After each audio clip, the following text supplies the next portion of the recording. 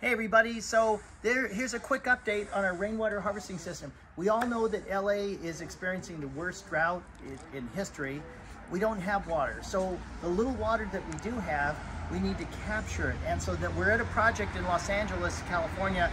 We actually dug out, there's a 15 by 15 square foot hole, 4 feet deep. We put pond liner down, we put eco rain tanks. So basically, when it rains, the rain from the roofs of the garage and the house are going to come into where I'm standing at now, up to the tune of 5,000 gallons.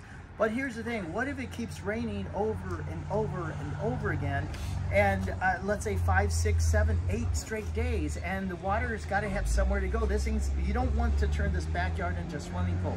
So what we figured out here is that we're gonna do an additional pump, because these boxes are pretty low, and it's pretty high over there. So in this case, we're gonna do something, it's kind of like a sump pump, but we're gonna use a pump from the pond world. It's the Awasa pump, filter pump, and it's gonna go in the bottom of this 18-inch corrugated pipe, and we're gonna put a float that's toward the top rather than, so we're not going to one of the big box stores and buying the sump pump there. We're actually gonna put a pond pump with a float. You can get these on Amazon. And by the way, check out the waterfall, how this is coming along nicely. All this stone was put into place this morning, and you can kind of see where the waterfall is going to have. There's going to be a big stone right here, a couple of waterfalls, weir rocks. It's going to be just amazing. But the nice thing about this water feature, there won't be a pond at the bottom.